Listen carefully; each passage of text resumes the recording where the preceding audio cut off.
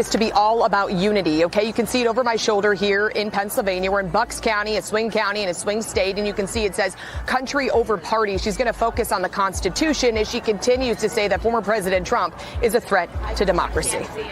Donald Trump is increasingly unstable, and as has been said by the people who have worked closely with him, even when he was president, he's unfit to be president of the United States.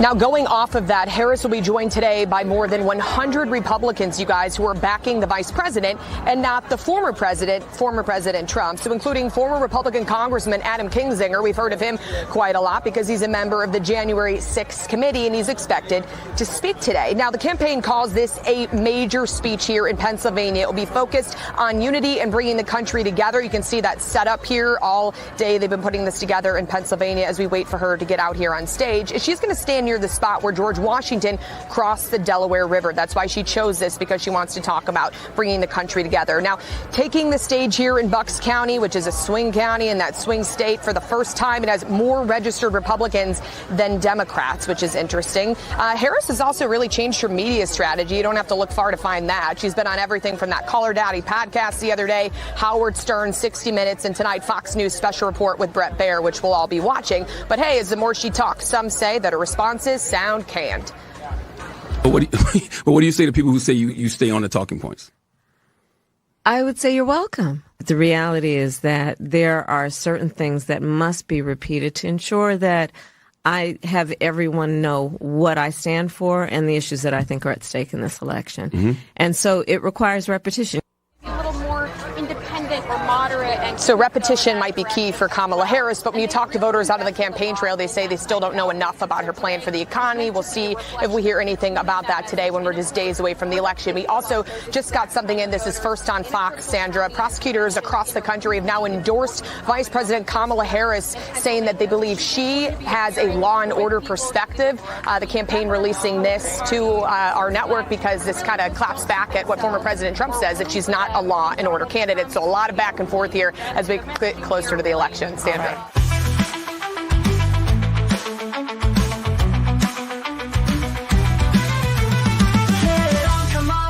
Can you cap, can you lie? Can I push both hooves into my eyes? Can my ears withstand the pain as you sit in a chair? Talk to Bret Baier, are you my nightmare? On Elm Street, I don't think that you should be drinking. Excuse me. I'm speaking.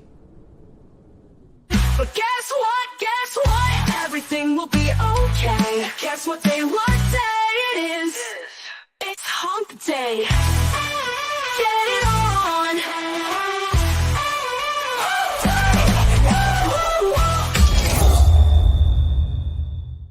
Oh, baby! It's good to be back! Man, I am so happy to be back in the studio. Live, baby. Here we go. Rock and roll. Everybody's rolling in the studio. Killer Klein's right there. We're ready. Robbie, Eric, got the whole crew here in the studio. Everybody's back online. We are in Tampa, Florida, and we are ready to rock Kamala Harris's live interview on Fox News, live on this program. Ladies and gentlemen, Kamala Harris wouldn't be doing this if she was winning. Kamala Harris is not winning. Kamala Harris is not winning this election. It is a nightmare. Okay, NPR, government propaganda-funded radio, is saying Kamala's doomed. Today, Junior, saying Kamala Harris is doomed. We got Obama and Joe Biden at a funeral for Kamala's campaign, but at a funeral today, like looking at it, like Obama's looking at him, like screaming at Joe Biden. We'll play that clip in just a second. Obama like grabs the lapels of Joe Biden and like shakes him, and Joe Biden's like a little like a muppet. Like if you were to shake Elmo, it's so embarrassing. They're panicking. It's so exciting to be back, ladies and gentlemen. A quick and important update. Today, Wednesday, October 16th, 2024, Kamala Harris sitting down with Fox News in a live interview. Elon Musk announces events across Pennsylvania and pours $75 million into his PAC to elect Trump. And Jordan Newsom from the Loonies joins the show live. My name is Benny Johnson, and this is The Benny Show. Do we have that little video that I just popped up on X? I just want to show everyone. you know, there's some, we just got back into town. An update for anybody who's been following. I'm sure we're sick of hearing about hurricane stuff, but it's important to us and our team. One, all that matters is your family. My family is safe. We are now back in Tampa. We had electricity turn on yesterday at our house. And so I said, now it's time to take the family back, right? Get back. We got 20 days to save the country. Kids are back in their house, and they're very happy about that. But rolling up and down the streets, super depressing. A lot of people lost everything. I just want to ask you to keep praying. A lot of people lost everything on my block and on many, many blocks in Tampa. Places just completely ripped up. There's like trash throughout the streets. Like some houses are completely totaled, and they're just being gutted right now all throughout the neighborhood. So it sucks, man. It sucks. But it could have been so much worse. We praise God. We thank God for this moment, and we are thankful that we have the capacity to get back to work and that our family is safe, and all that matters in life are the things you can't replace. So it's a pretty simple mathematic equation there. Take the car, take the home, doesn't matter.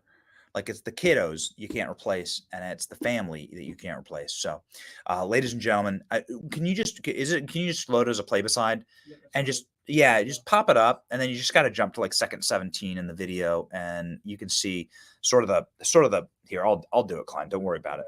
Yeah, right there. You can just see there's a lot of people who just have their entire houses on the street. What this is it's the people who who their houses got completely flooded, and they've just been, they just go in and they gut the house, right? You gut the house. I don't know enough about construction. I don't know if you got to demo all these if any of these houses deserve to be demoed, but it looks like they've been demoed. I mean, it's like they just rip all the guts out of the house, appliances. Look at the piles of stuff. So it just, please keep praying for these people. These are the people who lost material possessions, but there have been hundreds of deaths in these hurricanes. It was important to really take them seriously. Our team did that. Our entire team, I sort of mandatory said, you guys got to get out of the city.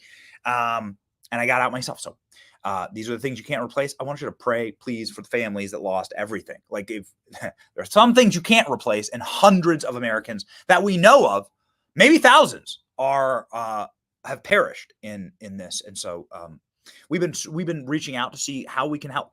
Like, what are the best ways? What are the best ways to help people who had their lives literally ripped from the inside out? And so we're going to be doing that in the coming days. But, ladies and gentlemen, here we go. Back at it again. Rocking and rolling. Tonight, Kamala Harris will sit for her first ever Fox News interview with Bret Baier after dodging unfriendly media. Is that true, ALX? This is the first time Kamala's been on Fox? Kamala's never been on Fox News before? Is that true? That's crazy. By the way, we love you. I want to do the heart. Here we go. Heart to you. Thank you, Klein. Killer Klein, because it's a good heart. Klein's got a heart of steel, and so that's quite a compliment. I just want to say we heart you. We thank you for clicking through and watching, even when we're trying to do the show out of closet with the Benny Barracuda and everything. We just want to say thank you. It's deeply humbling that we can go through all of this as a team and you still show up for us, and we sure as hell are going to show up for you. So here we go. We're going to have some fun tonight. The first time ever on Fox News. Is that so, ALX? Is that so? This is really interesting. Yeah, okay. So first time ever on Fox News. Crazy. Gonna be a solid, gonna be solid gold, baby. This interview takes place in approximately 30 minutes. We've gotten a very, very interesting and fun show for you ahead of that. Ladies and gentlemen, it's gonna be a solid gold. We would really think that Bret Baier is gonna do a great job here. There's a reason for that. Bret Baier has been saying that he's gonna be honest. He's not gonna take any bullshit from Kamala. He's been asking questions. He's been asking for questions from his audience. Harmeet Dillon had an absolute heater. I don't know if that's in the script. Is that in the script or not? Harmeet Dillon had a heater for what Bret Baier should be asked. Hey, Alex, can you grab that? Harmeet Dillon was like, you should ask, when did your husband stop beating his women? Right? How about that? How about putting some actual spice on that enchilada? Let's do that. Let's ask Kamala let's ask some real questions. They do this kind of stuff to Trump, right? Remember when Trump went to the National Association of Black Journalists And the first thing they ask is like, "You're racist." That's the first thing they say to Trump. "You're racist." It's the first thing they say. Like, okay, why don't you start treating Kamala the same? Why are you proposing loan forgiveness for just black people? That's racist by definition. Why are you saying you're going to protect the crypto investments of just black people? That's just racist. It's like, there is no other way to say that. If I said, I just want white people's loans forgiven, well, I mean, we'd have the whole show ripped off the air. And also, by the way, I would be against any Republican saying that. By definition. So I hope that Bret Baier puts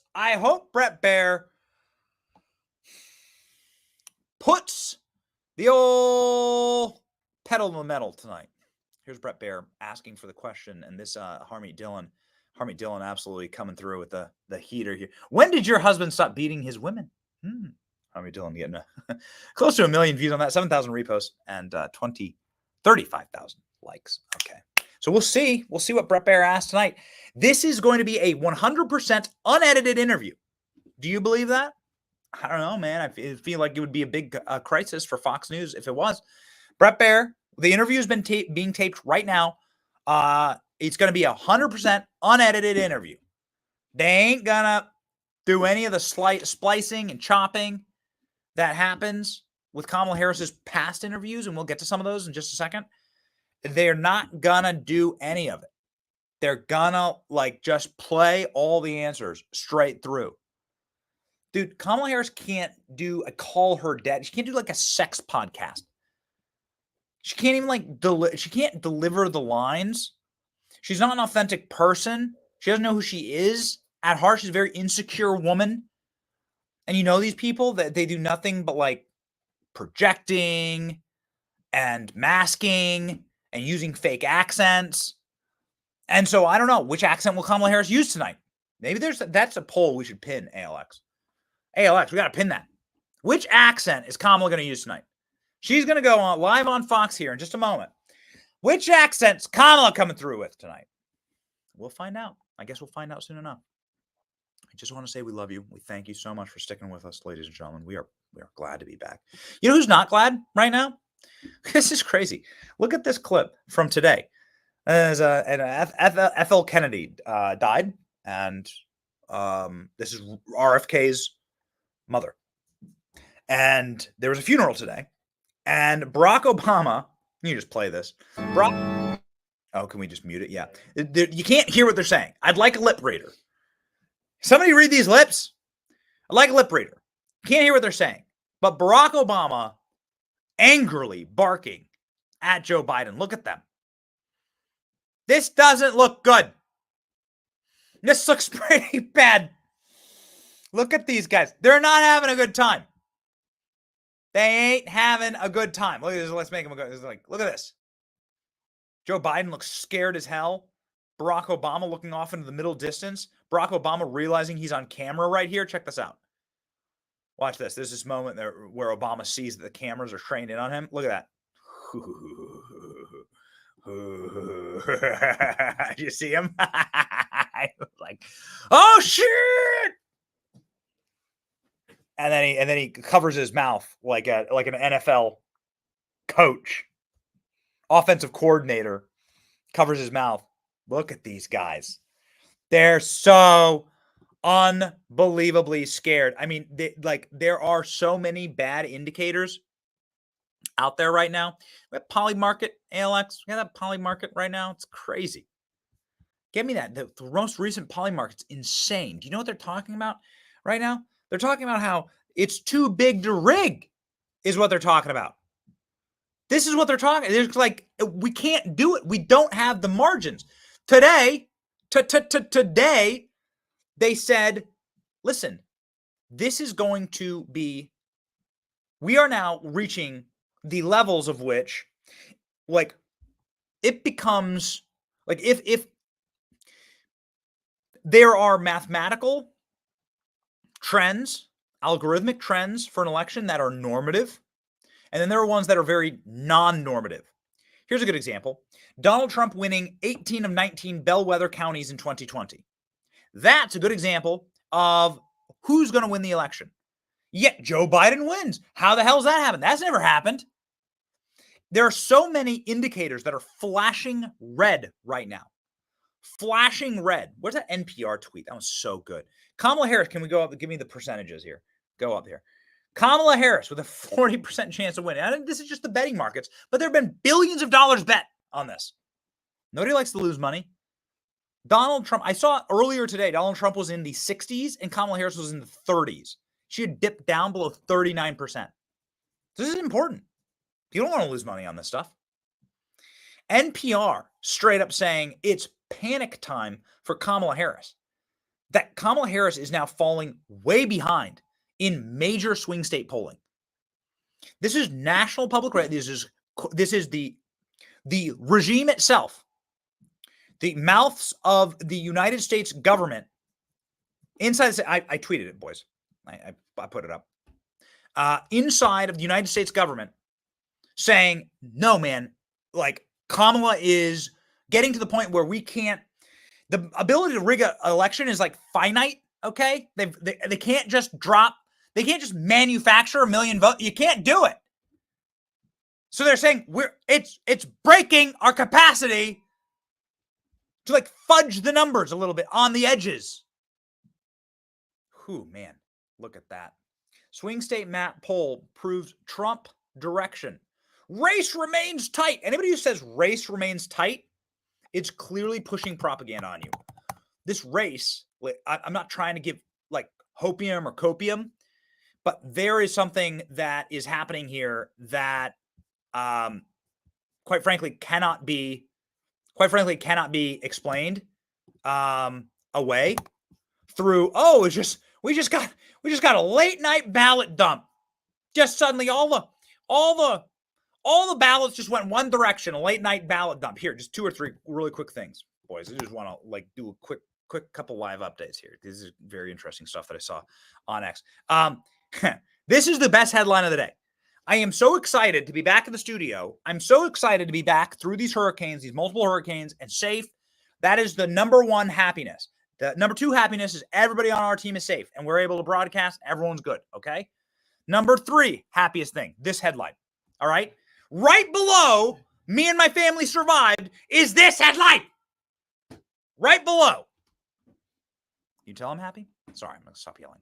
Federal employees are dusting off their resumes, delaying purchases as they fear losing their jobs if Trump wins in November. We need all the savings we can get.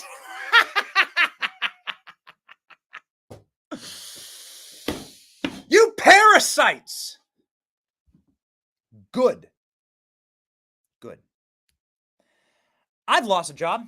I've been fired. I've been fired publicly. People wrote a bunch of mean articles. You know, like this has happened multiple times in my career. Okay? Multiple times. Haven't been fired as much as Tucker Carlson. He's the first one who will make a joke about that. That's not a dig, right? He's the first person that'll tell you, like, these are some of the best things that's ever happened to him. Tucker's doing great. I don't wish for people's firings. I really don't. It's bad. It's tough as a dude. Tough as a guy. I don't wish for them. I don't. The only reason that I'm going to applaud this, okay? The only reason I'm going to applaud this is because I have seen inside these federal bureaucracies. I've been in the buildings. I've lived in DC for 15 years. I've known the people who work in these buildings. I see these slobs, the porn addicts. You know, once like a week, there's some federal contractor, some federal bureaucrat that has like 400 million hours of porn on their government computer that gets found out by an inspector general. I've seen these slobs up close, and I've seen the parasitic nature of the graft and the grift of the American taxpayers with the bloated government's budgets, which is the number one thing in DC. Man, I'm telling you, my wife used to work for these government contractors. She's the first one who will tell you the entire system is about wasting as much money as you can. I'm talking getting the money guns and shooting the money directly into the mouth of an open volcano just to light it all on fire. And the reason why they do it is because people only respect you if your budget increases, and the only way your budget's going to increase is if you hire more slobs who do nothing if you can continue, it's such a perverse incentive, okay? It's such a sick incentive. Imagine a business whose job is to waste as much money as possible. They can get more money somehow from the government printers the next year and to be as inefficient as possible so that they never accomplish their mission. Click into place here. The goal is to never accomplish your mission. Let's say that there was a government organ whose job it is to like fix the roads, okay? And then all the roads got fixed. And it's like, wow, all the roads are fixed. That's great. What would happen? They would get less funding. Maybe they go away entirely. So the goal of this cancerous tapeworm of a government inside of the body politic of America, it's like a tapeworm. It's a sick thing that's eating us from the inside out. The goal of these people is to do as little work as possible and to spend as much, to waste as much of our money as possible. And I know it because my family's worked inside of these organs. We're really close. I'm not going to name it. We're really close with people who are at the top of these federal bureaucracies. They're our friends. They're our dinner guests. They come over and they tell us what it was like running HUD, running the Department of Energy, running Health and Human Services. It's grotesque. It's repulsive.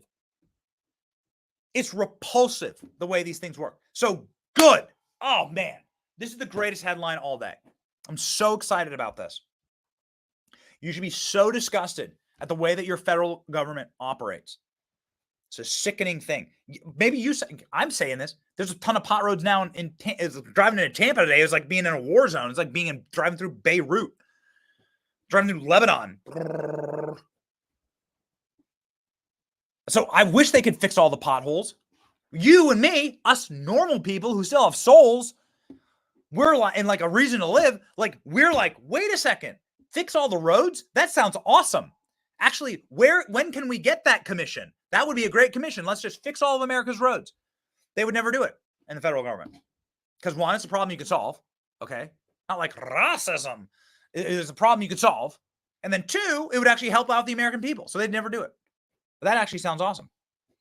They are so scared right now. They're so scared. Look at this. From Dan O'Donnell. This is a dude who has a radio show.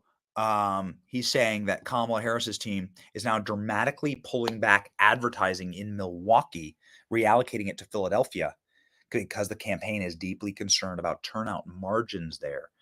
Please read that tweet. And then let's go back to the Obama clip here.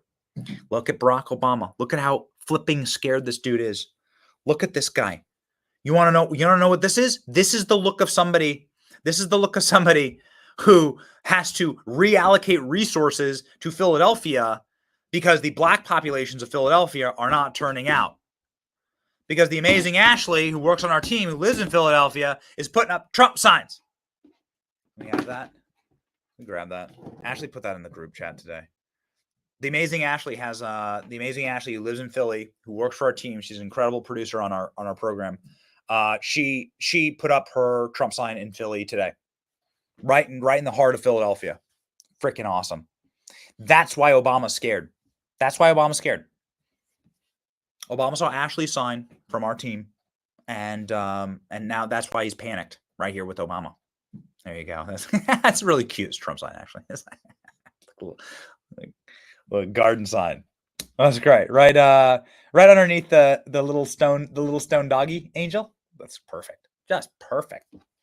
Just perfect. And then there's the Kamala Harris's campaign.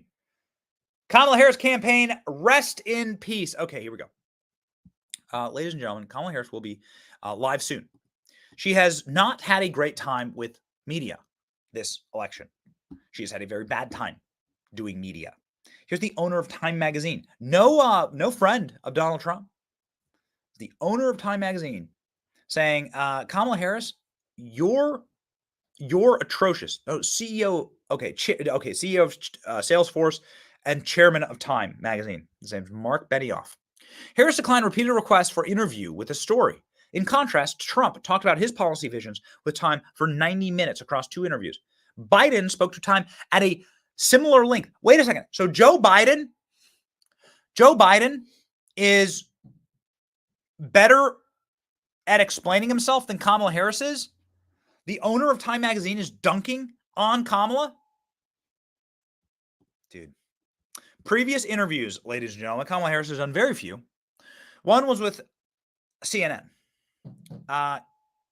Expect some of this tonight. Don't know what exactly this means, but Kamala Harris is really excited about deadlines. All right, here we go. That the climate crisis is real, that it is an urgent matter to which we should apply metrics that include holding ourselves to deadlines around time. We did that with the Inflation Reduction Act. We have. Oh, that was a short clip. Sorry, I'm looking now at the what man, holy smokes. Okay, sorry. I just stop ranting. We got 10 minutes to Kamala Harris live. Deadlines around time. Maybe I should apply more deadlines around time for the clips that we play. Like this one. Do you still want to ban fracking? Says Dana Bash. This is like, by the way, CNN edited this interview. CNN edited the interview. This is what made it. This is what they put in there to make Kamala look good. Go. Do you still want to ban fracking? No, and I made that clear on the debate stage in 2020 that I would not ban fracking. As vice president, I did not ban fracking. As president, I will not ban fracking. In 2019, I believe, in a town hall, you said you were asked, would you commit to implementing a federal ban on fracking on your first day in office? And you said, there's no question I'm in favor of banning fracking. So yes. So it changed in that campaign? In 2020, I made very clear where I stand. We are in 2024, and I've not changed that position, nor will I going forward. I kept my word, and I will keep my word. Well, wait a second. It's like Tom Brady goes in the locker room as a Patriot, okay? He's playing in the Super Bowl for the Patriots. Tom Brady, Super Bowl for the Patriots. Goes into the locker room and then comes walking out wearing an Atlanta Falcons jersey. It's the opposite, lady. It's the opposite of the thing you're saying. You want to do the opposite of that. What? Huh? You said you were for banning fracking like a couple weeks ago. That's when she was running for president in 2020. It's not long ago. It's not long. Okay? In that time span, I've had 3 children. 1 per year. Well, I guess that makes it seem long. I actually just have kids we have kids really quickly in this. We have kids really quickly in this family. Doesn't matter. To me, time is a flat circle. Listen, whatever. You said in 2020 you want to ban fracking. And now you say you don't want to ban it. That's the opposite of the thing that you said. And she said, I'm not going to change my position going forward. Well, you've already changed. You changed the uniform, lady. Tom Brady's now an Atlanta Falcon. Poor little ALX's heart is breaking right now. He's like a lifelong Patriots fan. Could you imagine that? That would be like a very, very bad thing. I got it. Here's Kamala Harris. This is my impression. This is my impression of Kamala Harris mid-interview during Fox News. Brett Baier will be like, wait a second. You want to close the border? What do you want to do on the border? You want to close the border? And Kamala Harris will be like,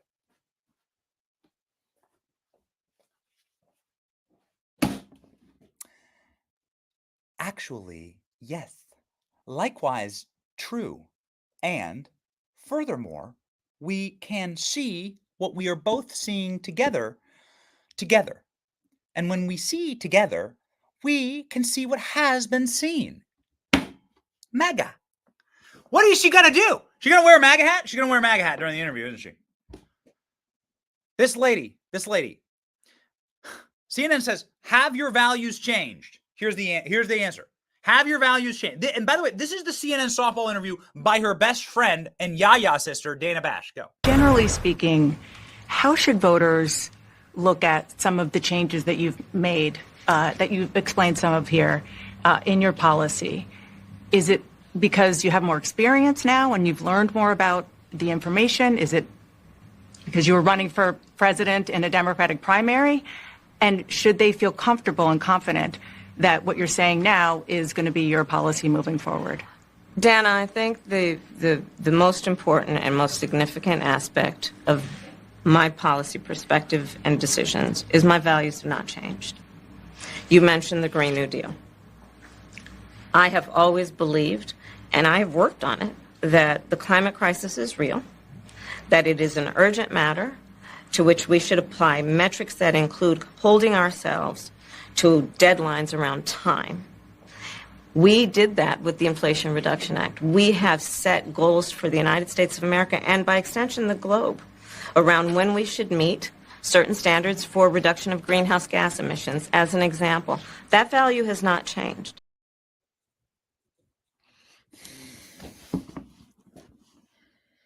What's the best way to describe like the way that Kamala talks?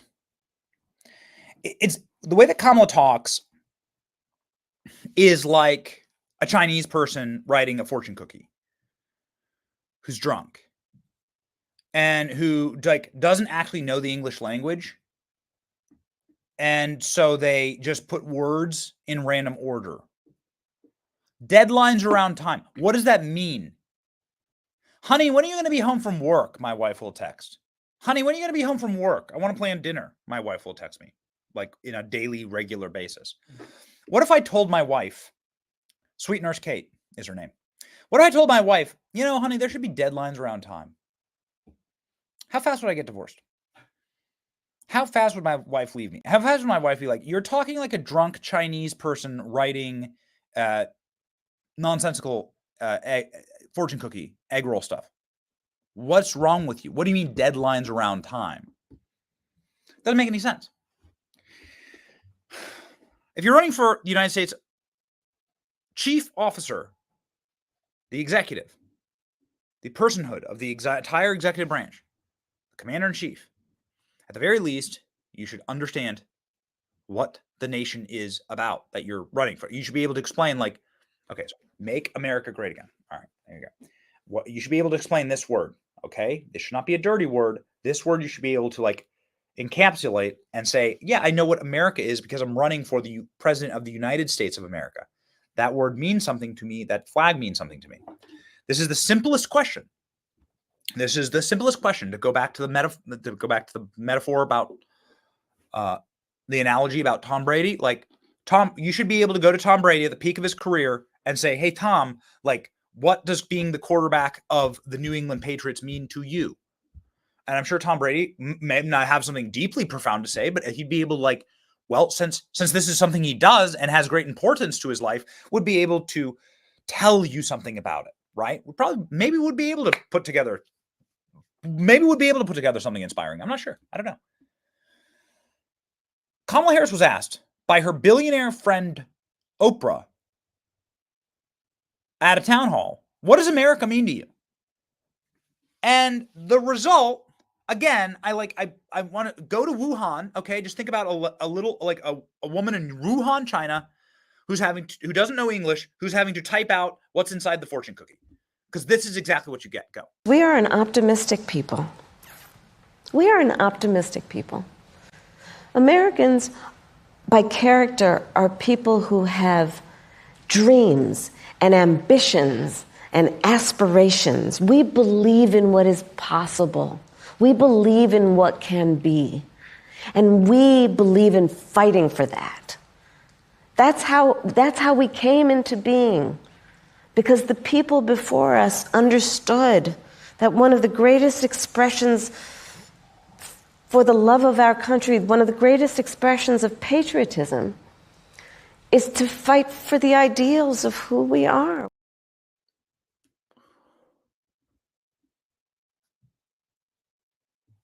What the hell are you saying? What are you saying? You can go to AI, right? You can go to Grok. You can go to like a free AI right now and like ask them to write what is America, and then get such a better response than that. That didn't mean anything. We as Americans can see what we are seeing right now together. And what we are seeing has been seen as we see it. She's the dumbest candidate to ever exist. She's the dumbest candidate to ever, the dumbest person to ever run for president. And Chris Christie ran for president. She's so stupid. If you fall for this, again, I'll say it. This has become the leading sort of ideology of this. It's better to like kind of understand it through this lens, because you end up hating your fellow American if you like you can see you can see her, right? Like you're gonna vote for that. You end up bitter and embittered towards your fellow American. It's better to just see it as these people hate Trump. You already know that. You already know like there's a lot of people who don't like Trump. Trump's a divisive character. Okay, love Trump, but like people have opinions on him. You can go around the world. You can go to the uncontacted tribes of like the little islands off the coast of India, and those people, in their language that no one can decipher, will still be able to tell you something about Donald Trump. You go to Papua New Guinea, and those people will know about Donald Trump. What is happening here right now is no one's voting for Kamala. People are just voting against Trump. They just don't like Trump. All right? That's it. People who like Trump, people who don't like Trump. There ain't nobody who actually thinks Kamala Harris would be a good president. Especially the people that she lies to, like when she uses her fake Spanish accent like this. The administration didn't do enough in terms of relief for families affected by hailing. What would your administration do differently in the case of Milton? Well, first of all, thank you for the question, and I hope your family is okay and your home is okay. Yes, they are, ma'am. Okay. No, are you okay? Are you okay? Arriba! Like, where is she gonna put on her Speedy? Next, she's gonna put on her Speedy Gonzalez hat. She's gonna run really, really fast out of there. Arriba! Are you okay? What kind of a cringe? What kind of sad person does this? Somebody who's so insecure, and somebody who doesn't know who they are and doesn't believe anything, and has no discernible worldview. And that is not the kind of person you want leading your country. Ladies and gentlemen, we hope for a very solid gold interview by Bret Baier. Of course, this interview brought to you by our friends at Allegiance Gold. Allegiance Gold is the solid gold company that keeps us locked and loaded with our savings and our investments. Make sure you are protected and make sure that you are invested. Protect your future with protectwithbenny.com. Or call 844-66-BENNY. My friends at Allegiance Gold will take care of you. Okay, ladies and gentlemen, here we go. The Kamala Harris interview live. It's Fox News. The vice president held a campaign event with Republicans who support her just before the interview here in Washington Crossing. This is the spot that commemorates where George Washington crossed the Delaware River on Christmas 1776, the night before the Battle of Trenton. First, a look at today's other headlines. North Carolina's governor says nearly $100 million in relief aid has already been dispersed to people affected by Hurricane Helene. Nearly 200,000 in the state have applied for federal assistance. Media reports in Israel say the Israeli government has decided on targets in Iran for potential retaliation over recent missile attacks by the Islamic Republic. One report says Israel has described its general attack plans to the U.S., but had yet to give an update on specific targets. The Dow climbed 337 points today to another record close. The S&P 500 finished ahead 27. The Nasdaq was up 51. The latest Fox News poll out tonight has former President Donald Trump with a 2-point advantage nationally over Vice President Harris among likely voters. That flips the Democrats' 2-point edge in September. Now, to my exclusive interview with Vice President Harris. Here we go, baby. Madam Vice President, thank you for the time. Thank you. It's good to be with you, Brett. You know, voters tell pollsters all over the country and here in Pennsylvania that immigration is one of the key issues that they're looking at this election, and specifically the influx of illegal immigrants from more than 150 countries. How many illegal immigrants would you estimate your administration has released into the country over the last 3.5 years? Well, I'm glad you raised the issue of immigration because I agree with you. It is a topic of discussion that people want to rightly have. And you know what I'm going to talk about. Yeah, but right do you, now, just a number. Do you think it's 1 million, 3 million? Brett, let's just get to the point. Okay, the point is that we have a broken immigration system that needs to be repaired. So your Homeland Security Secretary said that 85% of apprehensions. I'm not finished. We have it's a rough estimate of 6 million people have been released into the country. And let me just finish. I'll get to the question. I promise you. I was beginning to answer. And when you came into office, your administration immediately reversed a number of Trump border policies. most significantly, the policy that required illegal immigrants to be detained through deportation, either in the U.S. or in Mexico. And you switched that policy. They were released from custody awaiting trial. So instead, included in those were a large number of single men, adult men, who went on to commit heinous crimes. So looking back, do you regret the decision to terminate Remain in Mexico at the beginning of your administration? At the beginning of our administration, within practically hours of taking the oath, the first bill that we offered Congress, before we worked on infrastructure, before the Inflation Reduction Act, before the Chips and Science Act, before the bipartisan Safer Communities Act, the first bill, practically within hours of taking the oath, was a bill to fix our immigration system. Yes, ma'am. It was called the U.S. Citizenship Act of 2021. Exactly. It was essentially a pathway to citizenship for the elite. Yes, ma'am. May I finish responding, please? But you have to let me finish, you please. had the White House and the House and the Senate, and they didn't bring up that bill. I'm in the middle of responding to the point you're raising, and I'd like to finish. Yes, ma'am. We recognized from day one that, to the point of this being your first question, it is a priority for us as a nation and for the American people. And our focus has been on fixing a problem. And from day one then, we have done a number of things, including to address our asylum system and put more resources, getting more judges, what we needed to do to tighten up penalties and increase penalties for illegal crossings, what we needed to do to deal with points of entry between border entry points. That's the work we did, and we worked on supporting what was a bipartisan effort, including some of the most conservative members of the United States Congress, to actually strengthen the border. That border bill would have put 1,500 more border agents at the border, which is why I believe the Border Patrol agents supported the bill. It would have allowed us to stem the flow of fentanyl coming into the United States, which is a scourge affecting people of every background, every geographic location in our country, killing people.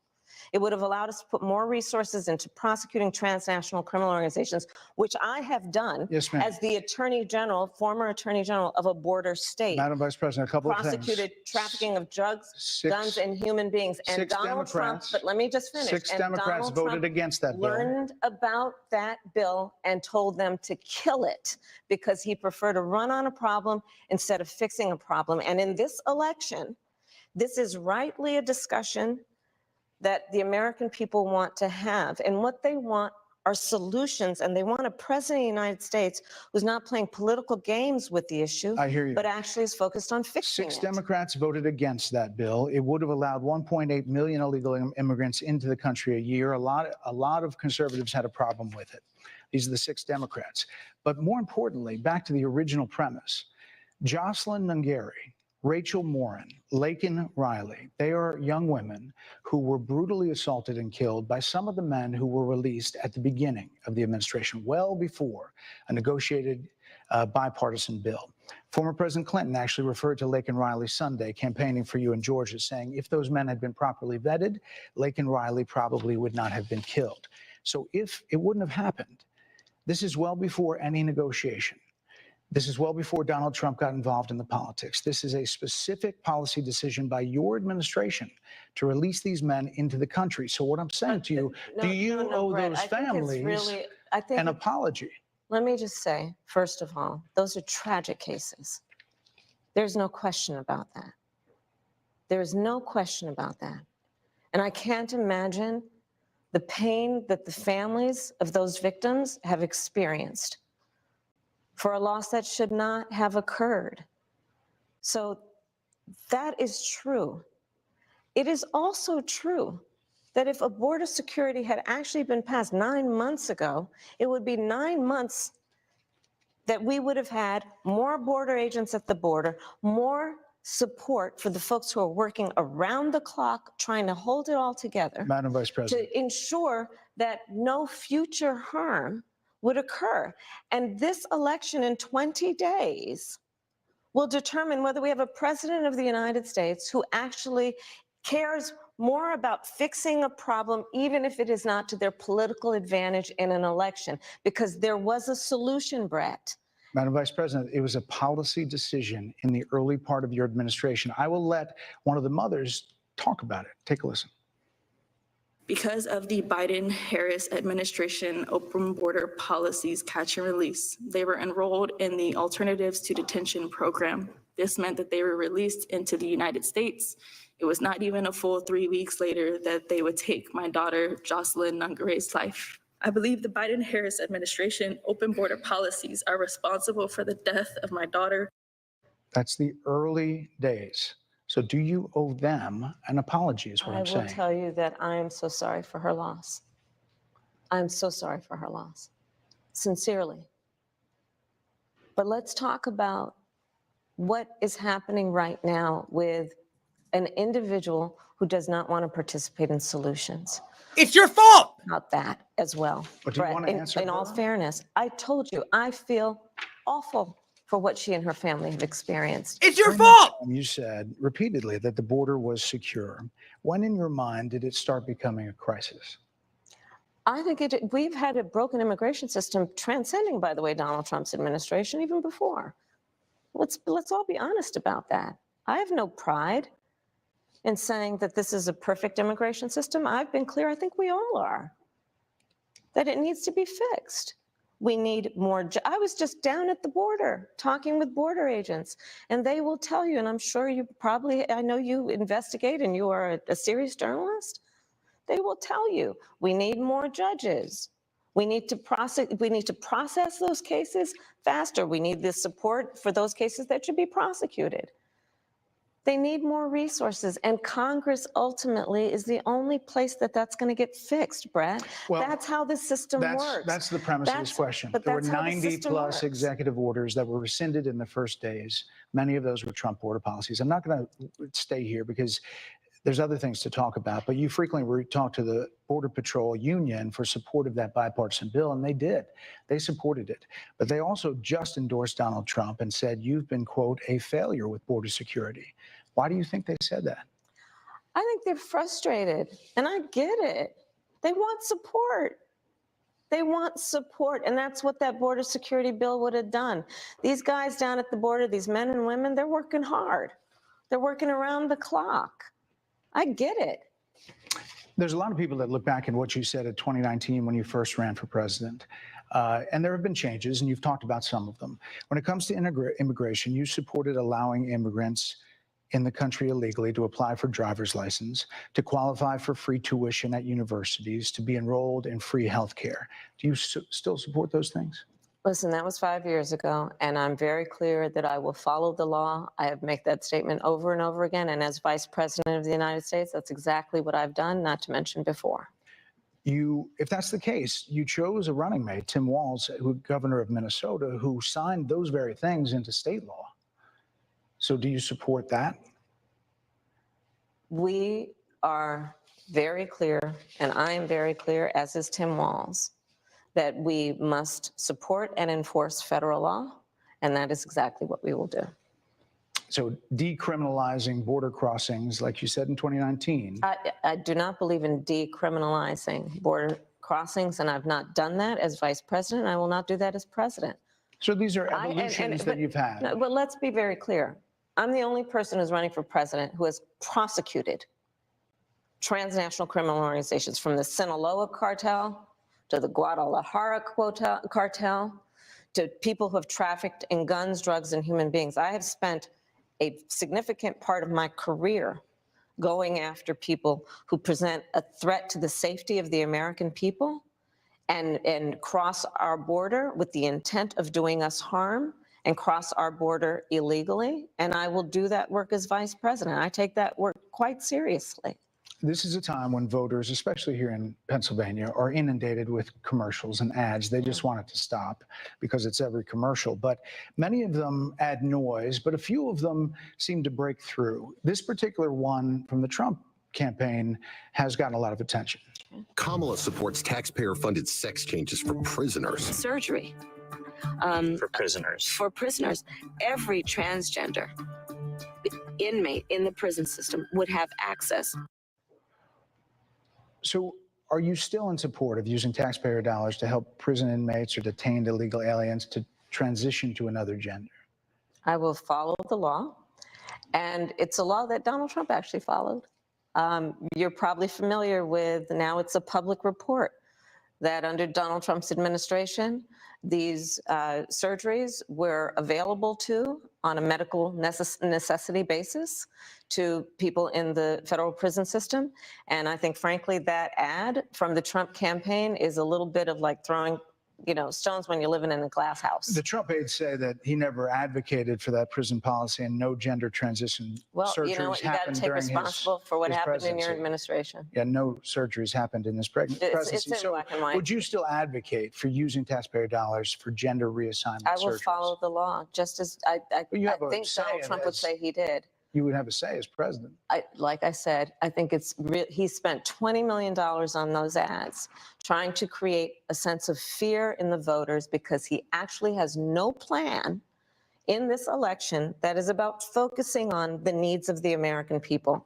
Whereas at $20 million on that ad, on an issue that, as it relates to the biggest issues that affect the American people, it's really quite remote. And again, his policy was no different. Look at where we are, though. They say on plans for the American people, I'm offering a plan to deal with affordable housing. I'm offering a plan to deal with what we need to do to strengthen small businesses, which are the backbone of America's economy. I am offering a plan that is about taking care of young parents and giving them the support they need. My plans for the economy will strengthen the economy, as have been reviewed by 16 Nobel laureates, Goldman Sachs, Moody's, and recently the Wall Street Journal, which have all studied our plans and have indicated my plans for our economy would strengthen our economy, his would make them weaker, would ignite inflation and invite a recession by the middle of next year. Those are the facts. Why do you think more people say they trust him on the economy than they trust you? I think that when you look at an analysis of our plans for what we would do as President of the United States, it has been clear to those who study and understand how economic policy works that moving forward, because I do believe the American people are ready to turn the page on the divisiveness and the type of rhetoric that has come out of Donald Trump. People are ready to chart a new way forward, and they want a president who has a plan for the future and a plan that is sound and will strengthen our country. My plan for the economy does exactly that. His plan would be, again, to give tax cuts to billionaires and the biggest corporations in our country and blow up our deficit. It's interesting you said turn the page, Madam Vice President. You were asked on 2 different shows last week what, if anything, you would do differently than President Biden. Here's what you said. Would you have done something differently than President Biden during the past 4 years? There is not a thing that comes to mind in terms of, and I've been a part of most of the decisions that have had impact. Under a Harris administration, what would the major changes be and what would stay the same? Sure. Well, I mean, I'm obviously not Joe Biden. I know. And so that would be one change in terms of, but also I think it's important to say with, 28 days to go, I'm not Donald Trump. So you're not Joe Biden, you're not Donald Trump, but nothing comes to mind that you would do differently? Let me be very clear. My presidency will not be a continuation of Joe Biden's presidency. And like every new president that comes into office, I will bring my life experiences, my professional experiences, and fresh and new ideas. I represent a new generation of leadership. I, for example, am someone who has not spent the majority of my career in Washington, D.C. I invite ideas, whether it be from the Republicans who are supporting me, who were just on stage with me minutes ago, and the business sector, and others who can contribute to the decisions that I make about, for example, my plan for increasing the supply of housing in America and bringing down the cost of housing, addressing the issue of small businesses, which is about working with the private sector to bring more capital and access to capital to our small business leaders, including my plan for a $25,000 down payment assistance for first-time homebuyers and for small businesses, extending the tax deduction from $5,000 to $50,000. We've heard a lot about those plans in recent days. Your campaign slogan is a new way forward, and it's time to turn the page. You've been vice president for 3.5 years. So what are you turning the page from? Well, first of all, turning the page from the last decade in which we've been burdened with the kind of rhetoric coming from Donald Trump that has been designed and implemented to divide our country and have Americans literally point fingers at each other.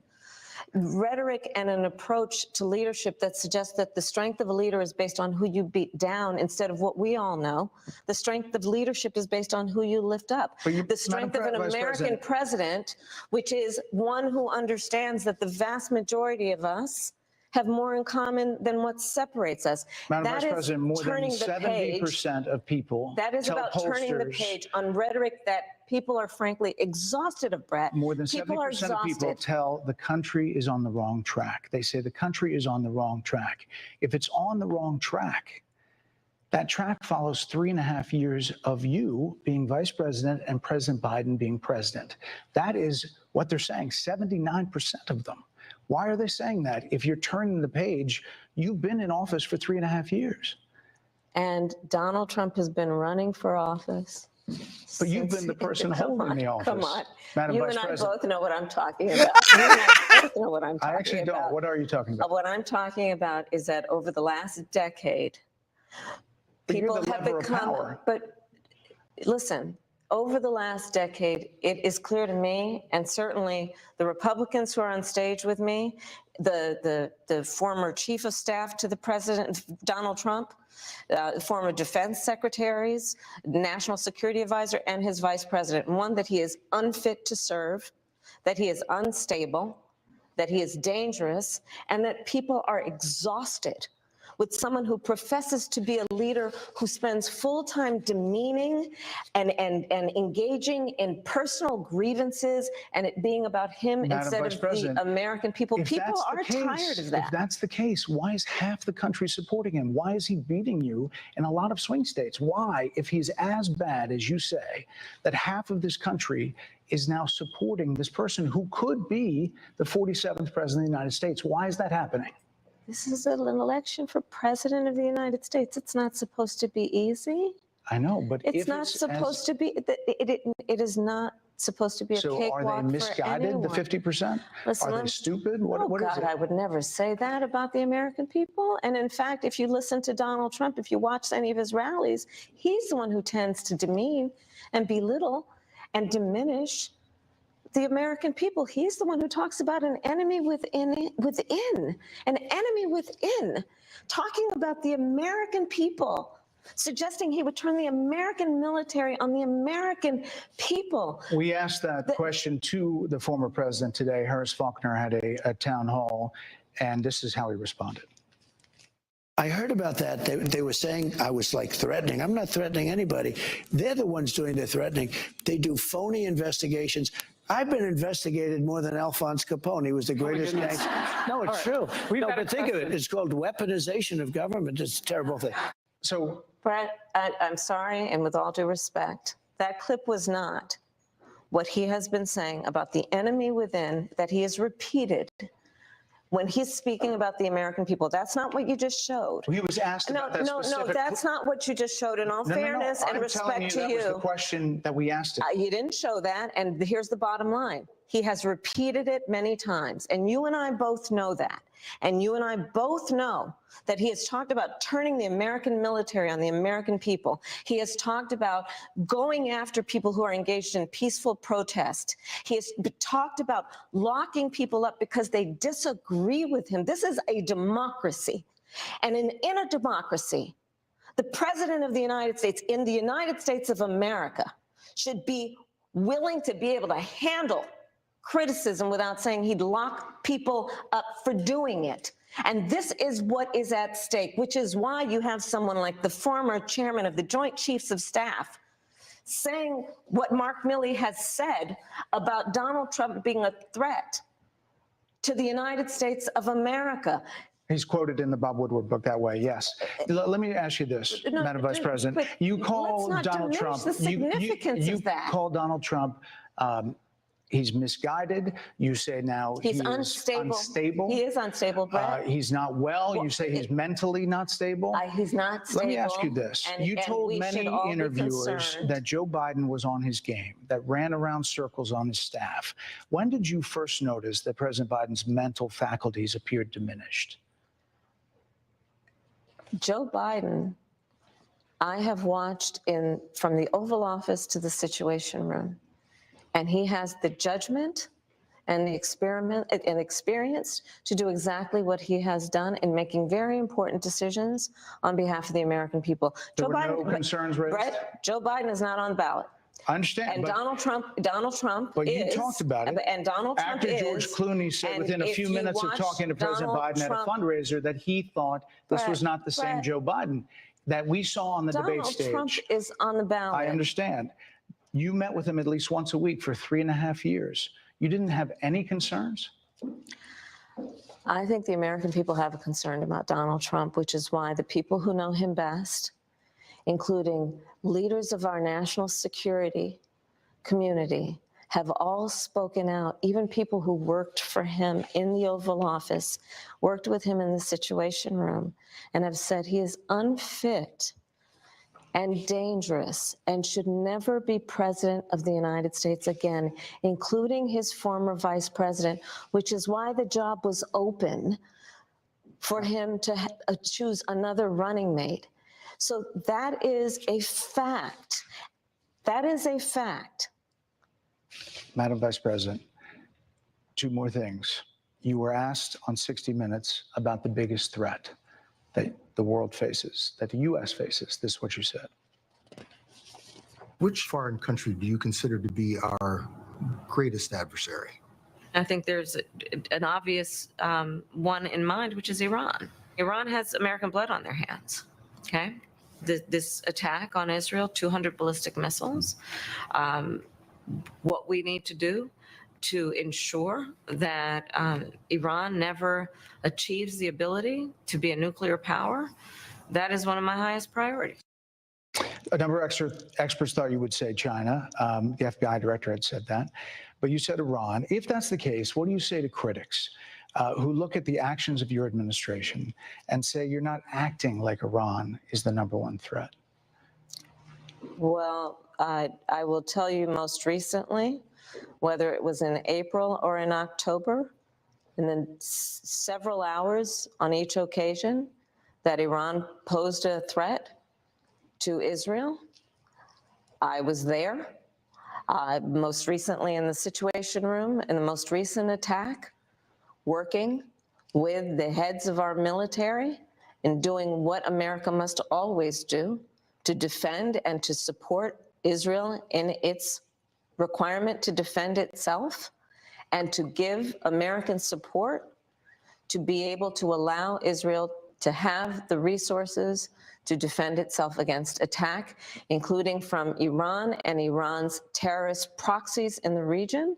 Right. And that is, and my commitment to that is unyielding and unwavering. Critics just say that you either relaxed or failed to enforce sanctions on Iran, allowing all of this money to flow into Iran, like billions. Let's go back to Donald Trump, who pulled out of a deal that would have actually put Iran in check. The estimates in billions. It was during Donald Trump's administration that Iran regime, that we had an American military base that was attacked, where American soldiers suffered traumatic brain injuries, and Donald Trump dismissed them as headaches, not to mention how Donald Trump has has treated and talked about America's military and military service people, calling them suckers and losers, Hamas, has diminished the significance. We're talking over each other. I apologize. Well, I would like that we would have a conversation that is grounded in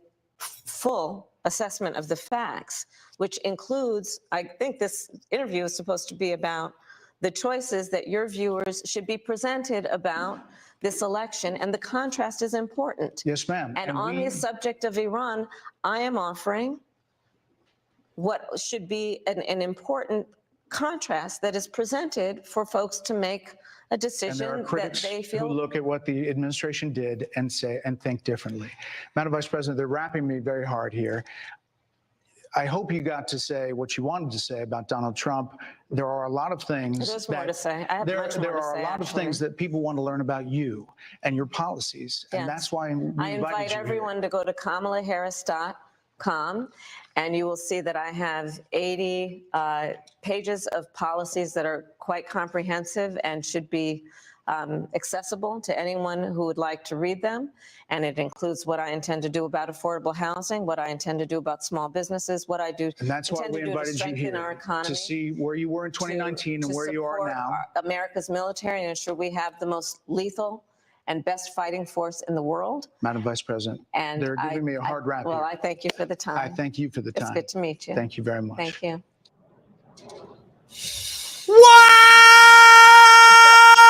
Let's bring in our panel. Martha McCallum, anchor and executive. With I'm Dan What? What was that? That was the end of Kamala's campaign. She's going to drop 20 points. Hold on. I want to hear what they have to say here. I want to hear the commentary really quickly. Let's hear the commentary. Great that you did the interview with Fox, and I think that it was amazing that you were the interviewer. I think that that was an incredible 30 minutes, well spent by both of you. Now, I would say I thought some of her answers were a little bit thin, and I had to ask myself, where's the joy? There's no joy here.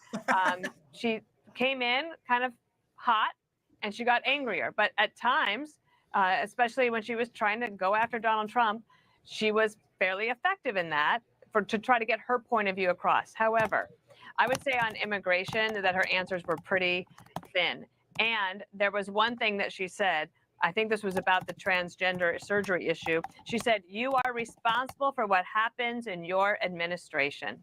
And I imagine that the Trump folks over there said, oh, okay, let me just take that clip and put it right in an ad, because the questions about why does 79% of the country think we are on the wrong track when you've been in office, her answer saying that Trump's been on our radar for 8 years and was president for 4 years, 4 years ago, I didn't think that that landed very well, but I thought the interview was super good. And I would add this. I don't think that friendly interviews did her any service. Tougher interviews make her think more on her feet, and then she has to present herself as the possible commander-in-chief so that people can make this choice that they have coming up in 19 days. Yeah, Martha, I've been through a lot of these big interviews. Normally, you can kind of get in on the breath. You can ask another question. Sometimes, you know, there's an effort to filibuster, and there's an effort to create a moment. And I think that was their goal coming in. I tried to redirect numerous times without interrupting too much. But at some point, you kind of have to redirect to get back in the game. Absolutely. And Brett, I thought you did a masterful job. This is the kind of interview that we should see a lot of on the campaign trail. And we have seen Trump, and comes to mind the Bloomberg interview yesterday where he was getting pushback. She has not exposed herself to this kind of moment. And, you know, there were numerous occasions where she appeared to be scrambling a bit, and that her answers were thin. I thought you really asked the questions that a lot of Americans want answers to, which is, how did you let all these millions of people come into the country, and do you have any regrets about it? And I think her answers were not good on that, you know. And about the economy, when you asked her what would be different under a Harris administration as opposed to a Biden administration, you know, the things that she brought up was that she would listen to Republicans and she would listen to the business sector. She also mentioned the $25,000, which we've heard about, that she offers home buyers. But we didn't get a clear, who are you? What do you stand for? What would America look like under a Kamala Harris economy? So, I think that was a rough moment. Good. Let me play this soundbite. It's on Turning the Page, stop 3. If you're turning the page, you've been in office for 3.5 years. And Donald Trump has been running for office. But you've been the person holding the office. Come on. Madam You Vice and I President. both know what I'm talking about. You and I both know what I'm talking about. I actually don't. What are you talking about? What I'm talking about is that over the last decade, But you're People the have lever of become, power. but listen, over the last decade, it is clear to me, and certainly the Republicans who are on stage with me, the former chief of staff to the president, Donald Trump, former defense secretaries, national security advisor, and his vice president. One, that he is unfit to serve, that he is unstable, that he is dangerous. Harold, at that point, I really didn't know what she was talking about because she was going back a decade and talking about Donald Trump. So thoughts overall? So first off, you did a great job. You did a great job because you asked the tough questions and you went back at her with tough questions. And she should be pleased with how she performed this evening. I think what Dana and Martha are saying, there's a lot of truth to some of the answers that I would have wanted a more wholesome or full answer to. But she got a lot out of this interview. And I think one of the things that I hope it makes clear to her campaign is that coming on Fox and coming before our audience is the right thing to do. Two, she said something I think that she's going to want to make clear and repeat over and over again. And that was when you asked the question about whether she would be like Joe Biden, or her administration, if she's fortunate to be elected, will look like Joe Biden. She said this will not be a continuation of the Joe Biden administration or presidency. I would imagine they're going to run that over and over again. Probably some of the things they won't run are some of the things that Dana and Martha have touched on. I thought she should have been clearer about her position on if she's for the transgender operations or transitions or not.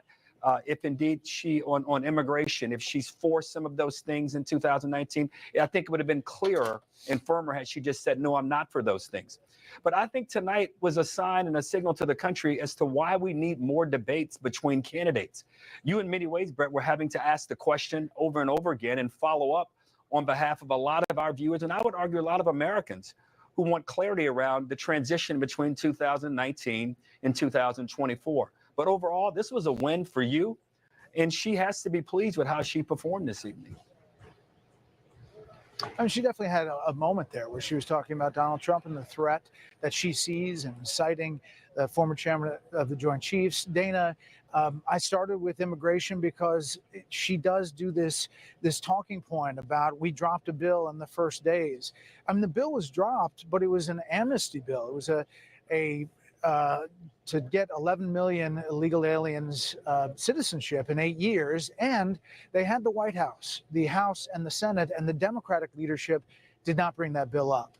And then, you know, I was trying to get into the progression and to let her see I was talking about the executive orders and the actions taken in the first days. It just took a little while to make that point.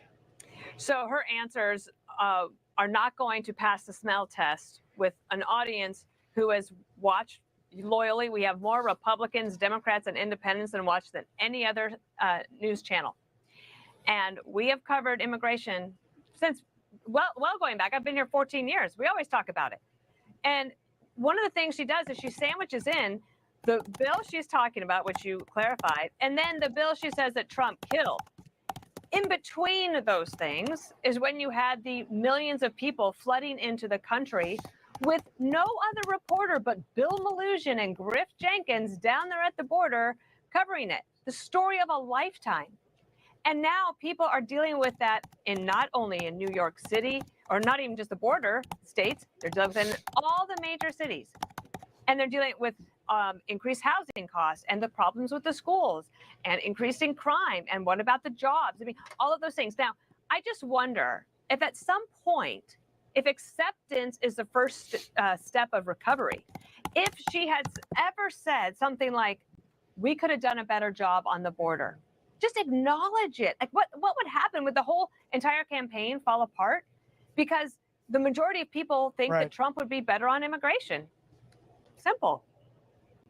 Yeah, not only that, but maybe more specific, she could have had this Sister Souljah moment where she separated herself a little bit. I'm pleased to be joined by BRIT HUME, our chief political analyst, and we were trying to get him up for some thoughts. BRIT, what's your takeaway? Well, she was combative and energetic, and she certainly landed some blows on Donald Trump. But in terms of how well she answered your questions, which were about the very things that have been raised about her, you know, the thinness of her positions, her failure to explain her flip-flops on issues going back to when she was a candidate for president back in 2019 and 2020, she didn't give you very much, Brett, and you did a great job. And those are the right questions to ask. You did a good job of answering them, of posing them. And she, you know, I'm sure her partisans would look at that and say, yay, Kamala, she fought you. But if people have doubts about her, I don't think that she cleared them up. All right, we're going to take a quick break on the. All right, ladies and gentlemen. Okay, just wanted to get some reactions there. Let's go. Back. Come on, baby. You just witnessed history. I don't know what else to say. I'm sorry. I try so hard not to scream during these things. I try so hard. You just witnessed history.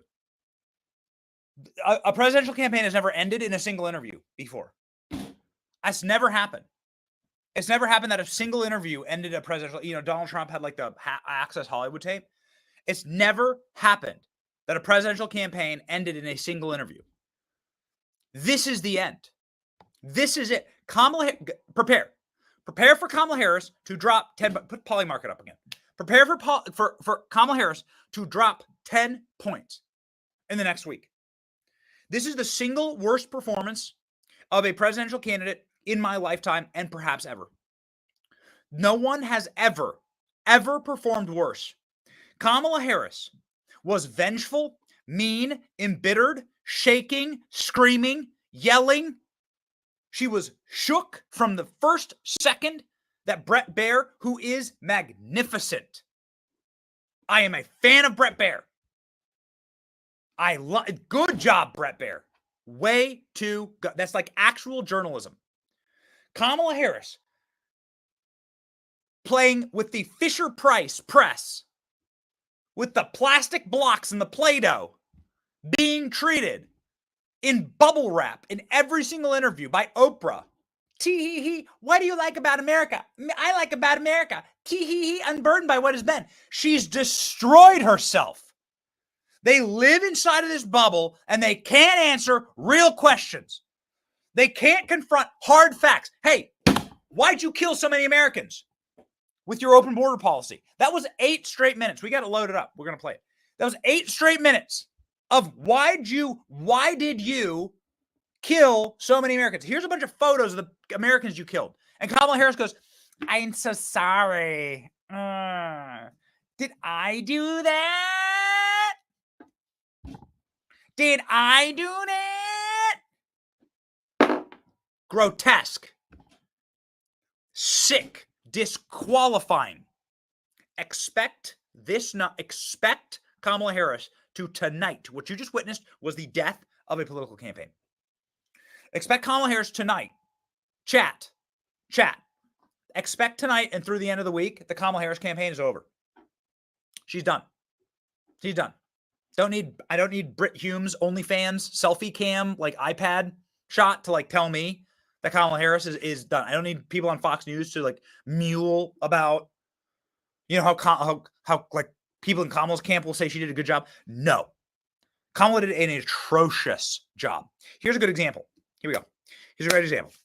Here's Kamala Harris being pressed about something that's obvious, something that you need to be pressed about. Every single time that Kamala Harris gets pushed on something that she did, she blames Donald Trump. It's like my flipping 4-year-old and my 2-year-old. Every single time my 4-year-old gets in trouble, she blames her little sister. Because that's what teeny children do who don't have developed consciousness or consciences and can't understand that, like, I know you ate the cookie because you have cookie crumbs all over your face. Well, the cookie crumbs all over Kamala's face is that she's been the president. Yeah, Joe Biden is out to lunch, baby. Joe Biden's done. They pushed him in a wheelchair into the open mouth of a volcano. Joe Biden's finished. Kamala's been the president for the last 4 years, and everyone hates it. Gallup polls showing that there's 20% of the country thinks we're on the right track. 80% of the country hates Kamala Harris and hates what's going on right now. You are in the majority. We are the majority.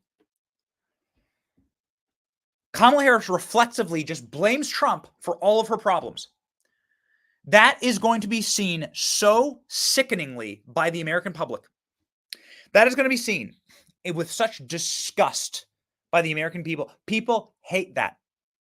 The only thing that anyone ever respects is ownership, extreme ownership. It's how we practice it at this company. If you have a good company or if you have a good family, you probably practice it there. You take a situation that's bad and you say, I own that. And if something bad's happening around you, you say, what part of it can I make better immediately? How can I help? The most repulsive quality to have in a leader is it's all your fault. It's never my fault. I've never done anything wrong. This was Kamala Harris's entire interview. And she was reduced to a screeching, neurotic box of wine, suburban, hysteric, over-medicated, divorcee on her way to pick up her kids. That's what Kamala Harris came off as, not as a commander-in-chief. As a flipping train wreck, tire fire. Check this out. Okay, here's Kamala Harris snapping, losing her mind. Watch the body language here. Listen to the tone. This is not the tone. This is not the tone of somebody in control. This is the tone of somebody who's lost it. Watch. Talked about locking people up because they disagree with him. This is a democracy. And in a democracy, the president of the United States, in the United States of America, should be willing to be able to handle criticism without saying he'd lock people up for doing it. From the lady who's going to lock up Donald Trump. From the lady who's literally run on locking up Donald Trump. From a lady whose Department of Justice has charged Donald Trump with 400 years worth of felony bullshit. And she's shaking. She is physically shaking during that answer. Her voice is cracking. She's lost it. She's losing it. She's lost it. Guys, this is just some of the takeaway on X. Kamala Harris's long pause when she finally asked for the first time when she noticed Joe Biden's cognitive decline is telling. She tries to attack Trump, and then the hammer stops running when the hamster stops running on the brain wheel here. Do we have this clip, boys? Do we have that clip? It's from Trump War Room. Let's grab that if we don't. My God, I've never seen somebody use so many words to say so little, says Tim Pool. No exaggeration, it's over. Yeah, that's right, from David. Kamala Harris is the most unimpressive presidential candidate in American history, from Matt Walsh. Brett Baier crushing Kamala Harris right now. More than 70% of Americans in the country says on the wrong track. You've been in office for 4 years. And Donald Trump's been running for office.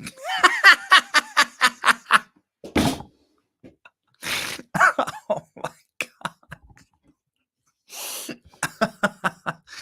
Brett Baier asked Kamala Harris when she first noticed Joe Biden was mentally unstable. And Kamala tried claiming Trump was mentally unstable. Trump's not stable. When did you first notice Biden wasn't stable? Oh, Brett Baier, stand up and take a bow, dude. Brett Baier, the right to Brett Baier arms. Way to go. Brett Baier bearing his arms today. I'm sure we have that clip now, right? We have this clip. Joe Biden clip. Okay, boys. Come on, boys. I hype you up as the best production team in the world. We will prove ourselves today. Go. You call Donald Trump, he's misguided. You say now he's unstable. He is unstable, Brett. He's not well. You say he's mentally not stable. He's not stable. Let me ask you this. You told many interviewers that Joe Biden was on his game, that ran around circles on his staff. When did you first notice that President Biden's mental faculties appeared diminished? Joe Biden, I have watched from the Oval Office to the Situation Room.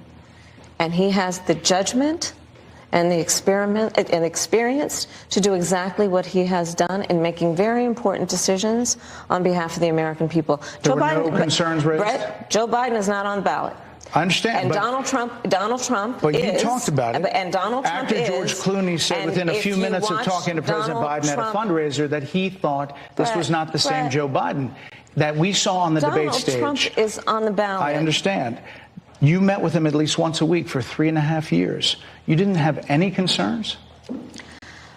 I think the American people have a concern about Donald Trump, which is why the people who know him best, including leaders of our national security community, have all spoken out, even people who worked for him in the Oval Office.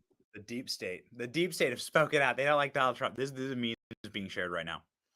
This is the meme. Come get your boy. Look at Bret Baier. This is Bret Baier. Right to bear arms. That's what they mean. This is the right to Bret Baier arms. Look at him go. Kamala, after being asked a single question. Okay, Kamala Harris is done, says executive producer ALX. That's enough drama for 1 week. Kamala Harris is simply too stupid to be president. Yes, she's a liar. All politicians are full of crap, says Sean Davis, the publisher of the Federalist. Her problem is that she doesn't have the brain power for the job. America can't afford a person this stupid in the White House. There are so many clips I want to share, but Bret Baier saying, I actually don't. What are you talking about? Was incredible. On Kamala turning the page. Kamala Harris turning the page. Okay. It's like unbelievable. And then a photo of Kamala Harris's drink. Bret Baier. If Trump is as bad as you claim, why is he beating you in the polls? Kamala, it's not supposed to be a cakewalk. So are the American people stupid? Factory reset. Oh man. I'm a felon and I just voted for a felon. This is just absolute. Laura Loomis. So Brett, tell me, does her breath smell like wine? Ooh. Ah! It's so good. Okay. Moving to the darkest clip and the saddest clip in all of this. Kamala Harris talking about a woman who lost her daughter when her daughter was brutally murdered in the worst possible fashion. She did congressional testimony. Kamala responding to her. Here we go. And this election in 20 days will determine whether we have a president of the United States who actually cares more about fixing a problem, even if it is not to their political advantage in an election, because there was a solution, Brett. Madam Vice President, it was a policy decision in the early part of your administration. I will let one of the mothers talk about it. Take a listen. Because of the Biden-Harris administration open border policies catch and release, they were enrolled in the Alternatives to Detention program. This meant that they were released into the United States. It was not even a full 3 weeks later that they would take my daughter, Jocelyn Nungare's life. I believe the Biden-Harris administration open border policies are responsible for the death of my daughter. That's the early days. So do you owe them an apology is what I'm saying. I will tell you that I am so sorry for her loss. I'm so sorry for her loss. Sincerely. But let's talk about what is happening right now with an individual who does not want to participate in solutions. Let's talk about that as well. But do you want to answer in all fairness, I told you I feel awful for what she and her family have experienced. During that time, Kamala Harris responding like this to the mothers whose children she slaughtered. Kamala Harris killed their children. Okay. So it's important to state facts. Kamala killed your kids. All right. Why can we say that with such definitive purpose? Trump says this a lot in interviews. Trump says, listen, load up that Bill Clinton clip. That's too good about Laken Riley. If Kamala Harris didn't exist, if her policies didn't exist, all their children would be still alive. So many people would still be alive. Bill Clinton just said this on the campaign trail. If Kamala Harris and her policies didn't exist, then all their kids would still be alive. And Kamala said, I feel sorry for them, but disqualifying. Disqualified. You're disqualified. Disqualified. I feel sorry for you, but listen to Bill. Here we go. You had a case in Georgia not very long ago, didn't you? They made an ad about a young woman who'd been killed by an immigrant. Yeah, well, if they'd all been properly vetted, that probably wouldn't have happened. But if they're all properly vetted, and that doesn't happen, and America is not having enough babies to keep our populations up, so we need immigrants that have been vetted to do work. Okay, first off, there's so many problems with this. It's so insane. No. The problem is that there's no incentive for people to have families. The government actually penalizes you to have family. Being a parent is the hardest thing that you'll ever do. It is the most pressure, and it is intense. Take it from a guy who had to evacuate with all of his kids this week. Being a parent is so difficult, and the federal government doesn't incentivize parenthood. They disincentivize parenthood. They incentivize the wholesale slaughter of children and the reduction of life, and they shame parents. But that's a whole different conversation that I would very much like to have. Is how do we incentivize look, parents should have a place of honor in our society. But the system that Bill Clinton represents doesn't like the continuation of certain worldviews, or worldviews that hates his globalist worldview in this country. So they say garbage like that. Okay, rewinding the clock back to what Bill Clinton says, if Kamala Harris didn't exist, then these kids would still be alive. If these immigrants had been vetted, well, they would have never been in this country because you wouldn't allow criminals or murderers into your country. Bill Clinton's straight up saying it. Just nuts. Okay, Kamala Harris on immigration. Let's go. This was the start of the interview. Kamala Harris losing her freaking mind here. You could tell she's out of her breath from the get-go. How many illegal immigrants would you estimate your administration has released into the country over the last 3.5 years? Well, I'm glad you raised the issue of immigration because I agree with you. It is a topic of discussion that people want to rightly have. And you know what I'm going to talk about. Yeah, but right now, just a number. Do you think it's 1 million, 3 million? Brett, let's just get to the point. Okay, the point is that we have a broken immigration system that needs to be repaired. So your Homeland Security Secretary said that 85% of apprehensions. I'm not finished. We have it's a an rough immigration estimate of 6 million people have been released into the country. And let me just finish. I'll get to the question. I promise you. I was beginning to answer. And when you came into office, your administration immediately reversed a number of Trump border policies. Most significantly, the policy that required illegal immigrants to be detained through deportation, either in the U.S. or in Mexico. And you switched that policy. They were released from custody awaiting trial. So instead, included in those were a large number of single men, adult men, who went on to commit heinous crimes.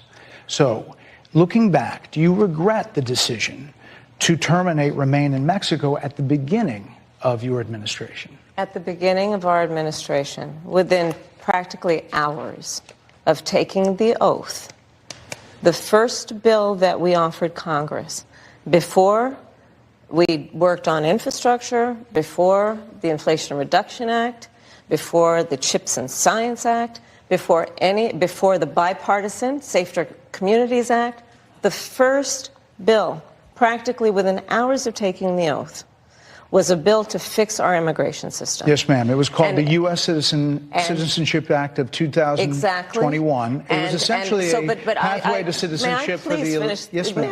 May I finish responding, please? But you have to let me finish, You please. had the White House and the House and the Senate, I'm and they didn't in the bring middle up of that responding to the point you're raising, Okay. and I'd like to finish. Yes, ma'am. We recognized from day one that, to the point of this being your first question, it is a priority for us as a nation and for the American people. And our focus has been on fixing a problem.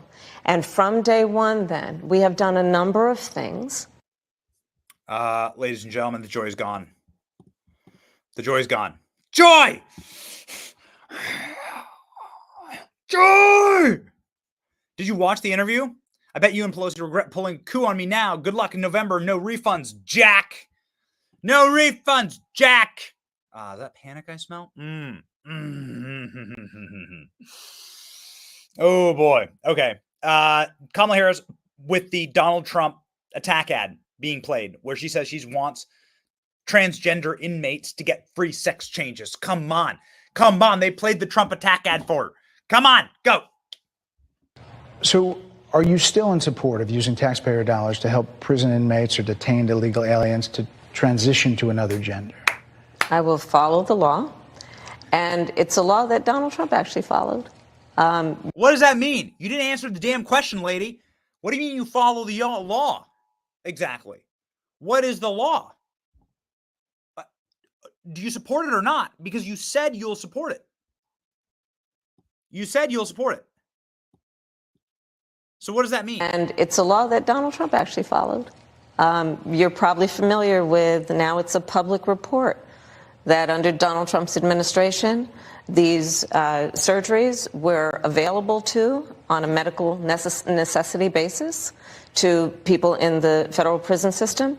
And I think, frankly, that ad from the Trump campaign is a little bit of like throwing, stones when you're living in a glass house. Now it's a public report. Responsible for what law, just as Hey guys, this doesn't include the ad. You got to get me the clip that includes the ad. Let's go, let's go, let's go. Let's get the actual ad. Got to get me the clip that includes the ad. That's the banging, man. That's bang on. All right. Here we go. Kamala Harris, I just want to get, there's too much. There's too much. There's too much. There's too many clips. There's too many clips.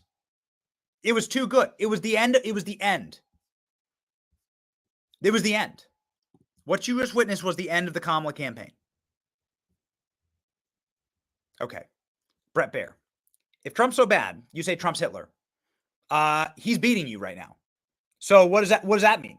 What does this mean if Trump's beating you? Is this the one with the actual ad in it, Klein, or is this the one I'm talking about? Okay. All right.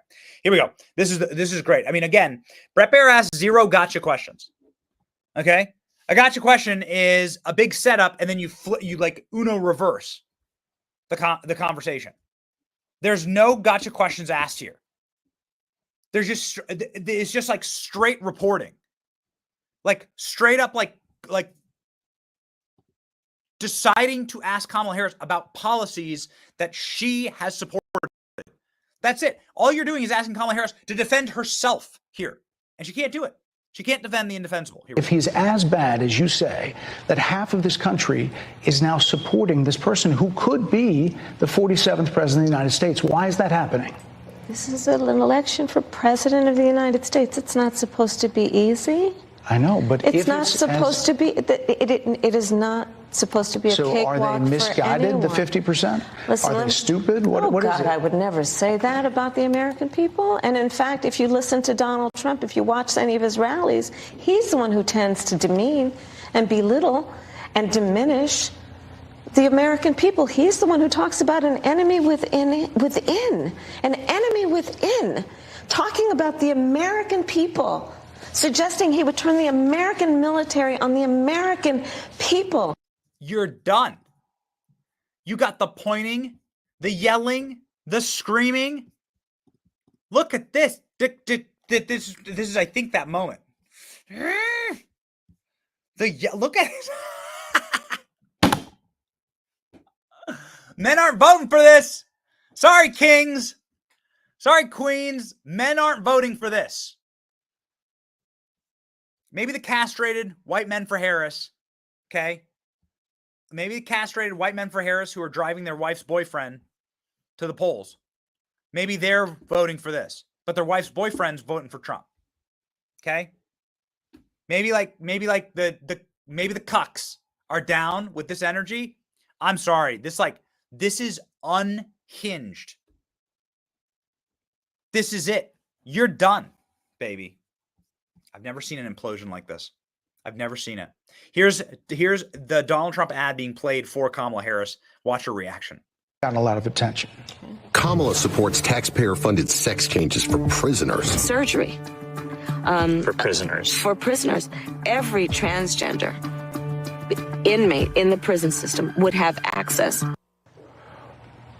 So are you still in support of using taxpayer dollars to help prison inmates or detained illegal aliens to transition to another gender? I will follow the law, and it's a law that Donald Trump actually followed. You're probably familiar with, now it's a public report, that under Donald Trump's administration, these surgeries were available on a medical necessity basis. No one had these surgeries while Trump was president. No one had these surgeries while Trump was president. I've seen Kamala in some bad performances. Bret Baier interview is the single most detrimental media hit ever by any candidate. It's so bad that Kamala's teams were off screen screaming that the interview get cut. Isn't that amazing? They should have had a camera on that. I would pay anything to get a camera on that. Here's Kamala Harris seconds ago. Apparently she yelled, "It was good. How was the interview? It was good." Kamala Harris then storms off. Look, says, then she like turns her back and storms off towards the plane. Kamala Harris, by the way, is a midget. She's very, very, very small person. Kamala Harris. Look at Kamala HQ trying to cope and seethe on this one. Calls out. Kamala Harris calls out Fox News. Boom, clap. Team Biden strikes back. This is from Trump's campaign. Team Obama shat the bed, and now Team Biden feels emboldened after this train wreck of an interview by Kamala Harris. To my Democrat friends, maybe you should reconsider swapping Kamala Harris for Joe Biden. This is shady dance. Oh, it's so good. Ladies and gentlemen, it's so very good. Okay. We have a very special guest. Just a second. Team setting this in. Kamala just showed the entire world exactly why her campaign kept her hidden in the basement for the last 3 months. Kamala Harris is the opposite of unflappable, self-imploding, getting highly visibly angry because the first time in 4 years she's facing tough questions. Compare this disaster to how J.D. Vance obliterates left-wing media on a daily basis. Yes. Joining us now, ladies and gentlemen, to talk about the status of Kamala Harris supporters, because this man knows, because he faces off with them in one of the most hilarious ways that we've ever seen. Jordan Newsom of the Loonies, who's had millions and millions of views, swapping out Kamala Harris campaign signs for Trump signs, and it's hilarity. We're excited to invite Jordan on the show. Here we go.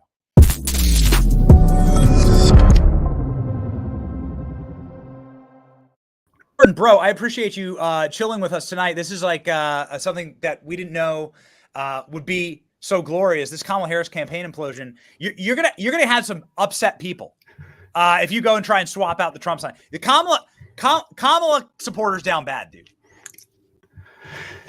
Yeah, Benny. I mean, first things first, I just want to express gratitude, on behalf of myself and the entire Loonies crew for the opportunity here. But, of course, you guys have seen it. I'm sure many of your viewers have seen the clip as well that you have on X. And we've done both.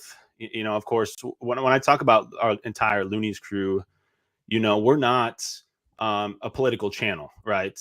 We solely revolve around humor and the content that revolves around that. Obviously, if people check us out, we're not all political, but we're not just doing Trump to Kamala, supporters. We're doing the flip side as well. But there seems to be a very, very, drastic difference when we're encountering these individuals. Of course, we're going to have radicals on both sides. We know of this in politics, of course. But obviously, as you guys see here, right, we have all of our Trump stuff with our American flag, Trump signs, and rolling every clip, one specifically here. We just step right up to the door and immediately, these individuals come out of their house, obviously huge Kamala supporters, and it's just vulgar language right off the go.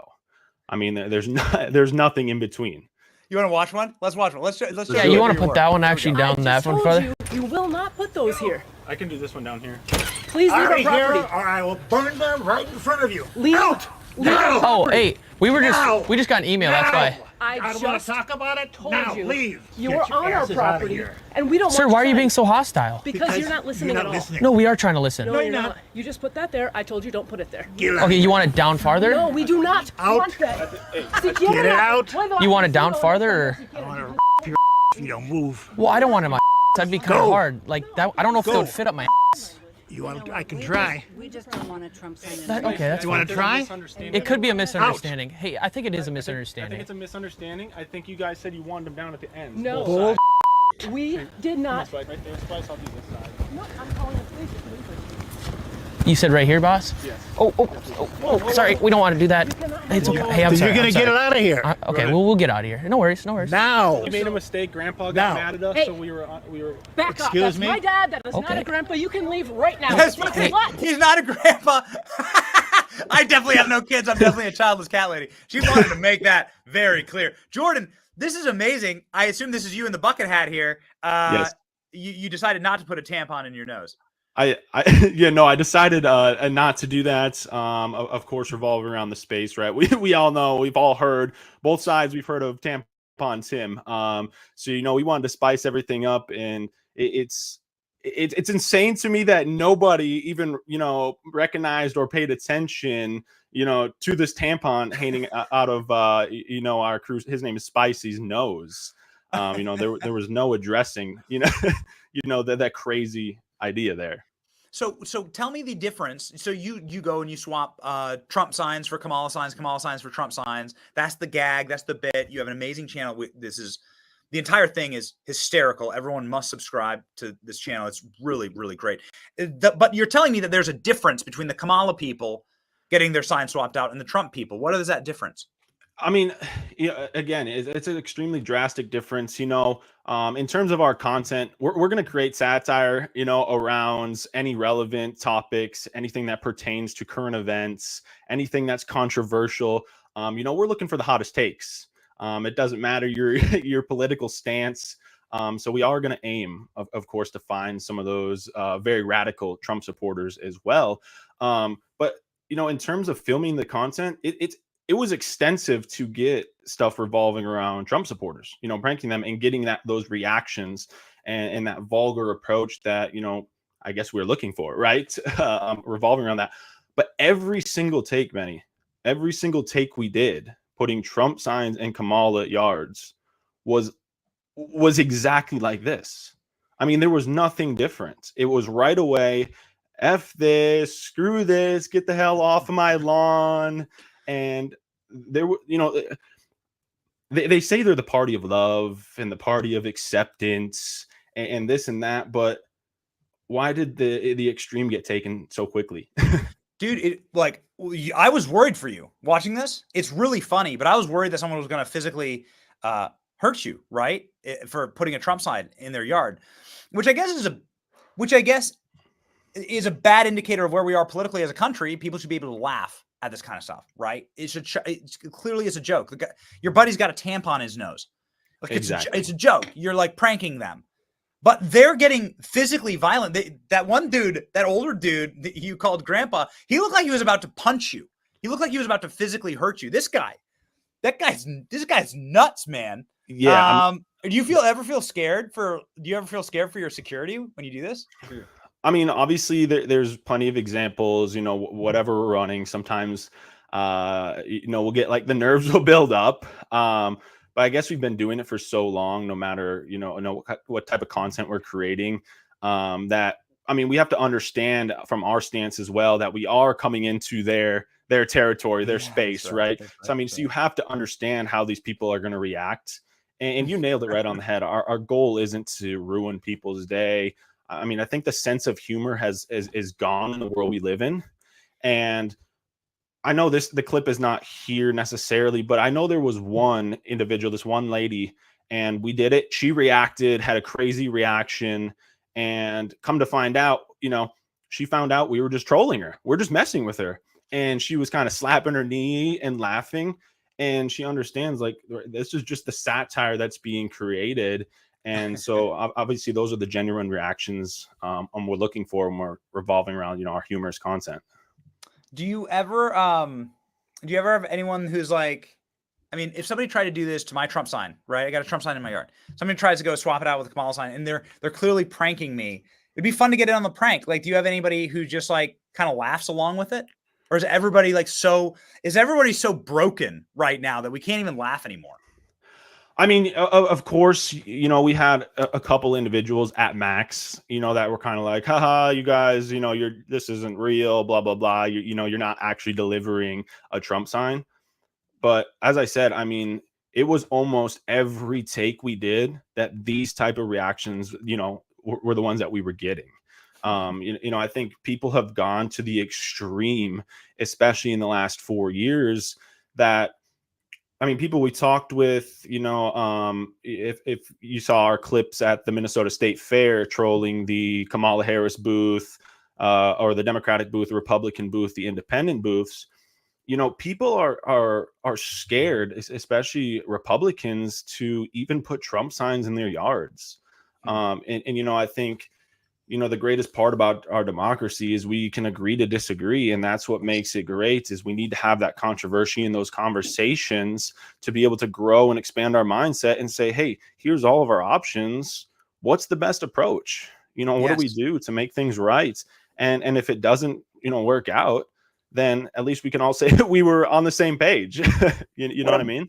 What a beautiful point you just made. That's such a great, like, we need to be able to laugh as a country. We should all agree that ridiculing the powerful is what this country's based on. Like, it's a point, right? Like, it's important for us to like not see our leaders as kings and queens. And if they're running for office, you better have the capacity to laugh at them, make fun of them, ridicule them, criticize them. That's like the point, actually, of living in a democracy. You're bringing a lot. You brought a ton of laughs to our program, man. Here's the channel, the Loonies. Go ahead and give them a sub. You guys got regular content up. It's a comedy channel. We need more of that in politics. And if you like, that's the difference, I think, in the side. The difference in the sides, homie, is that like we think it's like it wouldn't matter if you were trolling Trump, whatever side it is, as long as it's funny content, like we'll chuckle. People got to stop taking themselves so seriously, right? I agree. Yeah, people. I mean, people are just looking for a genuine laugh in life. I mean, the average American lives, you know, a stress-free life. I mean, all we hear about in this present day and age is politics and the good, the bad. I mean, when does news even cover the good things in our life and, you know, in our communities? It's all about, you know, murders and kidnapping, and, you know, it's all negative. And we've all lived, you know, starting to live in this darker space. You know, and you brought up a good point. I know we do drop videos every Tuesday. We have a video we're releasing this Tuesday, but the following Tuesday we're going to do 100 Kamala Harris signs in Trump supporters' yards. So I know, Benny, you're entire, you know, the majority, if not all of your viewership base are Republicans, but it's going to be a great laugh. We are going to, you know, have a satire on both sides, because, as I emphasized, we are not a political channel. And we just want to bring humor to both sides at the end of the day. This is what Saturday Night Live used to do. They used to make fun of both sides. And I didn't see anybody have a problem with it. I sure as hell didn't have a problem with it when they roasted Trump. Bro, like, Donald Trump went on Saturday Night Live to get roasted. He was there. Larry David, Trump's a racist. Like, that's the cold open. And Trump's there hosting. And he's there to roast himself. And that's a better country. That's the country I want to live in. Not the country where people are so uptight and can't take the joke. And so Jordan, with the Loonies, one of the people actually delivering the jokes, we need more of them. Here's their X, by the way. Go ahead and give them a follow. Hilarious content. Godspeed, man. Keep trolling.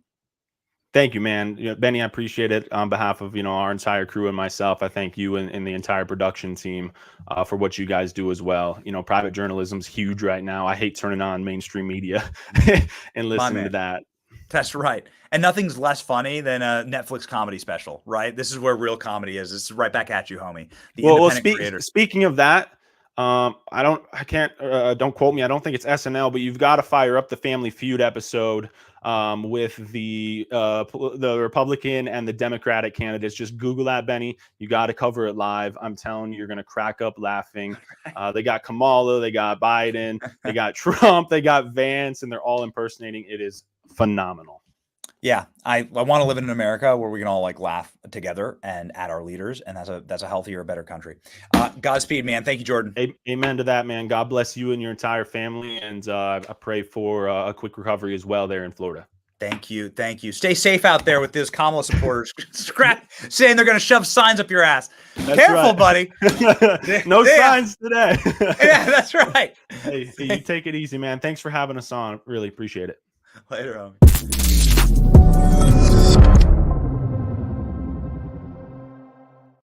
All right, man. So interesting.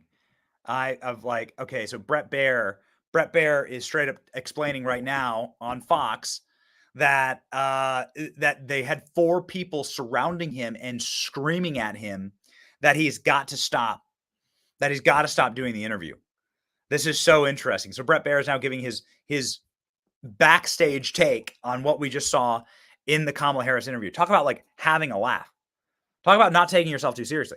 It's like the exact, like what Kamala Harris's performance in that VP debate is the definition of being incapable of laughing at yourself, being incapable of, what's the right way to say this, accepting criticism, accepting ownership, and obviously censorship, which if you're going to agree to do a Fox News interview, do the full interview. They cut the interview short. Here we go. Dana, you've been on the other side. You've been on the rapper as a press secretary interviewing a president. And, you know, I'm talking like 4 people waving their hands like it's got to stop. So, Martha, I had to dismount there at the end. There's so many things, and she maybe should do more of these. Oh, man. Ladies and gentlemen, this is just the tweet of the night. To my Democrat friends from JD Vance, to my Democrat friends, maybe you should consider swapping Kamala Harris for Joe Biden. Maybe you should reconsider swapping Kamala Harris for Joe Biden. Swapping Joe Biden with Kamala Harris. Maybe Joe Biden can jump back in. Maybe that's what they're doing here. Is that what they're doing? Is this like the plot to get Hillary Clinton to run? You got 20 days. The staffer who set this interview up for Kamala Harris definitely lost their job tonight. Yeah. Oh man. What a absolute nightmare. Just a nightmare. Okay. Ladies and gentlemen, producers,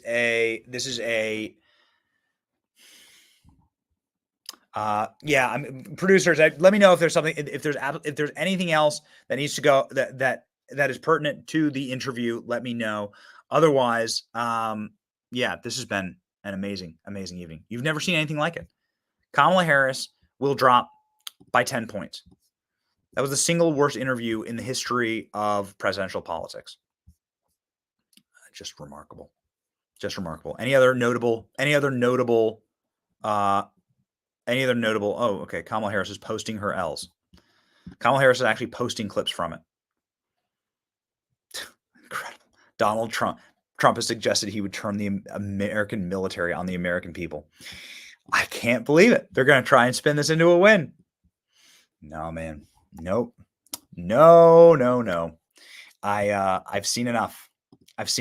You've got to call it. If this was a boxing match, they would have called it. They would have been like, this is the end. We've got like, stop the fight. Kamala struggled on every single question. Had nothing left to say at the end of the interview. Had to call in her people to stop the fight, because that's what it looked like. We clap for Bret Baier. We say, thank you, Bret Baier. Thank you, Bret Baier. Just being an honest reporter. No gotcha questions. Just, can you defend your own record? Amazing. Our verse of the day, ladies and gentlemen, since we didn't have a morning show this morning, verse of the day. Can't do without it. Here we go. 1 Corinthians Don't you realize that everybody who runs the race will win, but the one runner gets the prize? Don't you realize that everyone who runs in a race runs to win? Sorry, I was reading too fast. But only one runner gets the prize. Run like them so that you can win. Well, that's prescient right there. Listen, I'm going to tell you, I can't believe it. I can't believe we're actually here, but we are here at the collapse. I think that if God was done with America, that President Trump would have eaten a bullet. That's what I believe in my heart. I don't want to get too deep into it, but I do think that that God has very interesting designs and always uses very interesting men and hard times to create strong men, and the strong men deliver good times. And there's only one candidate who's actually running the race to win. This is, of course, about our spiritual lives. This, of course, is a verse about our spiritual lives. And if you want to run spiritually to win, then what you must do is set your heart like flint to God. And you have to say, God's in charge. And you have to like not stress these things. We were up in the Panhandle, and every person that comes up to me is like, is Trump going to win? Is Trump going to win? I'm so nervous. I'm so nervous. You can't be.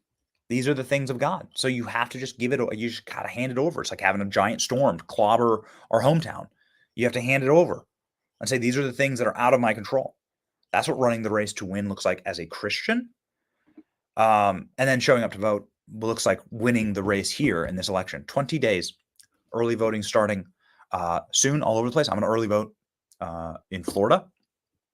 I think early voting started in Florida. I'm going to early vote here and make sure that we are locked and loaded. This has been an amazing night. Thank you for joining us. We're so excited to be back. It's your boy Benny inside the studio. March forward with us. We will win. See ya.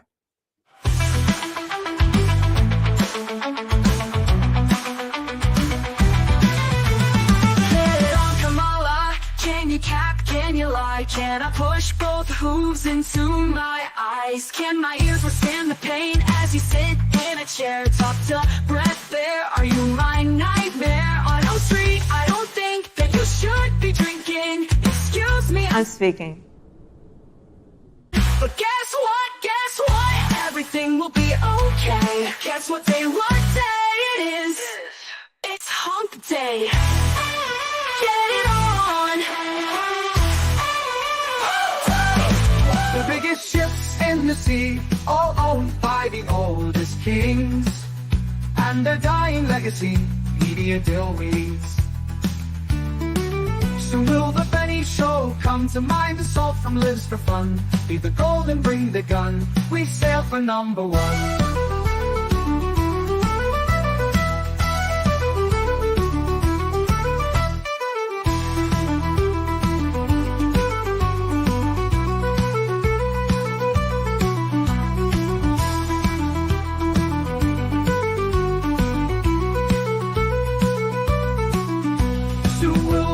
Show come to mind. The salt from lives for fun. Leave the gold and bring the gun. We sail for #1. The biggest ships in the sea, all owned by the oldest king.